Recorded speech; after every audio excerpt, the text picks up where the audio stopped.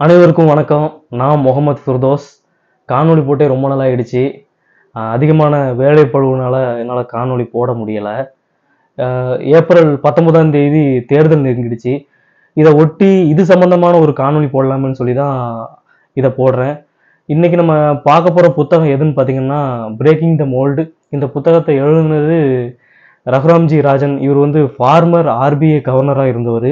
அதுக்கப்புறம் ரோஹித் லம்பா, இவரும் பொருளாதார ரீதியாக நிறைய படிச்சிருக்கிறாரு. பென்சில்வேனியா யூனிவர்சிட்டியில் ப்ரொஃபஸராக கூட இருக்கிறாரு. இந்த புத்தகத்தை தமிழில் பிஎஸ்பி குமாரசாமி பழைய வார்ப்புகளை உடை தெரிவோங்கிற பேரில் மொழிபெயர்த்திருக்கிறாங்க. இந்த புத்தகம் எதை பற்றி பேசுதுன்னு பார்த்தீங்கன்னா இந்தியாவோட எதிர்கால பொருளாதாரத்தை பற்றி. அது மட்டுமா பேசுதுன்னா அதான் கிடையாது.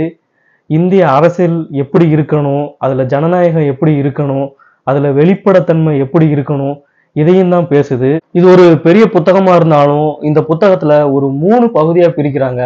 முதல் பகுதி இந்திய வளர்ச்சி, அதாவது தொழில் வளர்ச்சி, நம்ம எதுல கவனம் செலுத்தணும், நம்ம எப்படி வளரணும், இதெல்லாம் பத்தி பேசுது.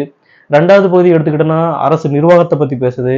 அது கல்வி சார்ந்தோ சுகாதாரம் சார்ந்தோ எந்த மாதிரியான நம்ம நிர்வாகம் இருக்கணும் அதெல்லாம் பத்தி. மூணாவது பகுதி எடுத்துக்கிட்டோன்னா இது ஃபுல்லாமே முழுக்க அரசியலை பத்தி பேசுது. இப்படி இதுல 3 பகுதியா இருந்தாலுமே 3 பகுதியிலுமே அரசியல் கலந்துருக்குன்னு சொல்லலாம். இப்ப இருக்கிற சூழல்ல யாரையாவது கேட்டோன்னா ஜனநாயகம் என்னன்னு கேட்டோன்னா ஓட்டு போடுறதுன்னு சொல்லுவாங்க. ஆனா ஓட்டு போடுறது மட்டுமே தான் ஜனநாயகம்னா அதான் இல்லை. பெரும்பான்மையில இருந்து சிறுபான்மை வரைக்கும், வறியவர்ல இருந்து எளியவர் வரைக்கும், பணக்காரர்ல இருந்து ஏழைகள் வரைக்கும், ஆண்கள்ல இருந்து பெண்கள் வரைக்கும் எல்லாத்துக்கும் அரசியலையும் அதுல உள்ள சமத்துவத்தையும் அதிகாரத்தையும் பகிர்ந்து கொடுக்கறது தான் உண்மையான ஜனநாயகம். அந்த மாதிரி ஜனநாயகம் இப்ப இருக்கான்னு கேட்டீங்கன்னா இல்லைன்னு தான் சொல்றாரு ரகுராம்ஜி ராஜன். அது எதுக்காக சொல்றாருன்னா, ஒரு அரசு பள்ளி ஆசிரியர் பள்ளிக்கூடத்தை மட்டை அடிச்சா கூட அது ஒரு ஒரு இன்ஸ்பெக்டர்ட்டையோ ஒரு அரசு நிர்வாகிட்டையோ நம்ம சொன்னோம்னா அது இங்க எடுபட மாட்டிருக்கு அப்படின்னு சொல்றாரு.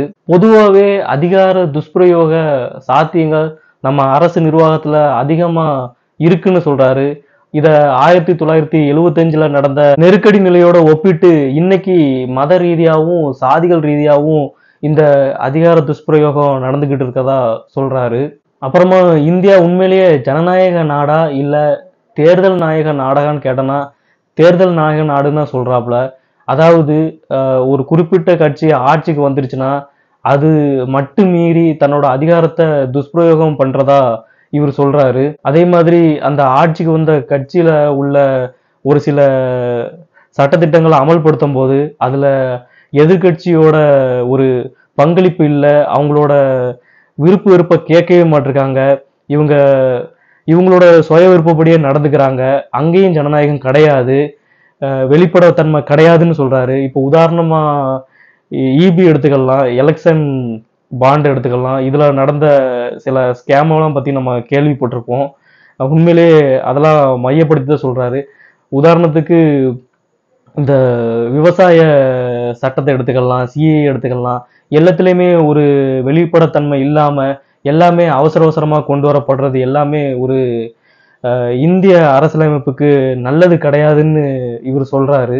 உண்மையிலேயே கடந்த 9 வருஷமா என்ன நடக்குதுன்னு பாத்தீங்கன்னா, ஒரு மாற்று கருத்துக்கோ கண்ணோட்டத்துக்கோ முன்னுரிமை கொடுக்காத, எதுக்கெடுத்தாலும் லத்திய பயன்படுத்துற ஒரு அதிகார வன்மங்கள்லாம் இங்க நடந்தேறுது. இது கிட்டத்தட்ட இந்தியாவோட எதிர்காலத்துக்கே பயங்கரமான அச்சுறுத்தல் அப்படின்னு சொல்றாரு. அடிக்கடி சொல்றாருன்னு சொல்றது எதுக்குன்னா, எல்லாரும் கையை என்ன காட்டிடக்கூடாது, நீதான் அப்படி சொன்ன அப்படின்ட்டு. அதனாலதான் அதை நான் குறிப்பிடுறேன்.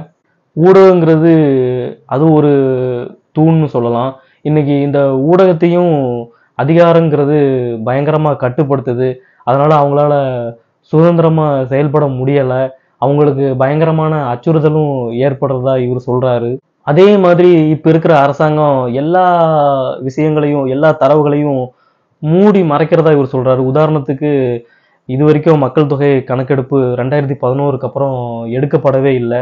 அதே மாதிரி வேலைவாய்ப்புக்கான கணக்கெடுப்பு, இந்த மாதிரி நிறைய இதை சொல்லலாம். இதெல்லாம் வந்து அரசாங்கத்தோட கெட்ட விஷயத்த மறைக்கிறதுக்கே இதெல்லாம் பயன்படுத்தப்படுது. அதே மாதிரி கொரோனால இறந்தவங்களோட எண்ணிக்கை கூட கிட்டத்தட்ட சரியா சொல்லப்படல. பொருளாதார ரீதியா பார்த்தாலும் இன்னைக்கு இருக்கிற சின்ன சின்ன தொழில் அவங்களால முன்னேற முடியல. ஒரு சில பேரு தன்னோட பணத்த குடுத்து சில பதவிகளையும், சில கவர்மெண்ட்ல உள்ள முக்கியமான பங்குகளையும் எல்லாத்தையுமே வாங்கிர்றாங்க. இதுவும் ஒரு பெரிய பின்விளைவை ஏற்படுத்தும் அப்படின்னு சொல்றாரு. மத்த மாநிலத்த ஒப்பிடும்போது தமிழ்நாடு நல்லா முன்னேறி இருக்கு. தமிழ்நாட்டுல ஒரு நல்ல முன்னெடுப்புகள்லாம் எடுக்கிறதாவும் சொல்றாரு. மத்த வட மாநிலங்கள் தான் ரொம்பவும் பின்தங்கி இருக்கு. தமிழ்நாடோட ஒப்பிடும்போது, அந்த ஒரு சில மாநிலங்கள் இந்த மாதிரியான ஒரு நல்ல நல்ல விஷயத்த கொண்டு வந்துச்சுன்னா, அத மத்த மாநிலங்கள் தைரியமா அத சுவீகரிக்கலாம். அத அப்படியே பின்பற்றலாம். அதுல எந்த தவறுமே கிடையாது.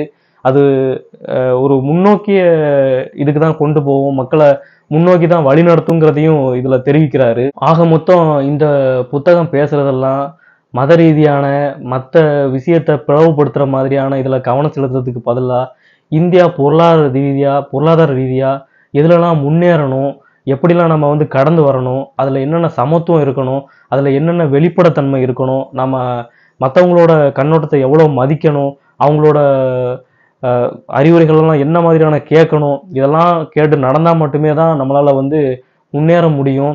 இல்லைன்னா இந்தியா இன்னும் பின்தங்கியே போகுங்கிறதுல பல புள்ளி விவரத்தோட இந்த புத்தகம் பேசுது. கண்டிப்பா இது இன்றைய இளைஞர்களும் சரி, முக்கியமா அரசியல் ரீதியா பயணம் செல்றவங்களும் சரி, வாசிக்க வேண்டிய ஒரு புத்தகம். இதுல அவ்வளோ ஒரு புள்ளி விவரமும், அவ்வளோ வகையான ரொம்ப பிராட் கண்டென்ட்டான விஷயங்களும் இருக்கு. சர்ச்சைக்குரிய பல விஷயங்கள் இருந்தாலும் கண்டிப்பா வாசிக்க வேண்டியது. அத மேலோட்டமா பக்குவமா ரகுராம்ஜி ராஜனும் ரோஹித் லாம்பாவும் தெரியப்படுத்துறது பெரிய விஷயம்தான். அத பட்டும் படாமலும் தெரியப்படுத்தியிருக்காங்க. இந்த கட்சி தான் அப்படி பண்ணுதுங்கிறத சொல்லாம, பொத்தாம் பொதுவா இப்படிலாம் பண்றது நல்லது கிடையாதுங்கிறத தெளிவுபடுத்துறாங்க. கண்டிப்பா வாசிங்க இந்த புத்தகத்த. மேற்கொண்டு வேற ஏதாவது ஒரு புத்தகம் வாசிச்சேன்னா, அத பத்தியான காணொளியில சந்திப்போம். உங்களிடமிருந்து விடைபெறுகிறேன். நன்றி.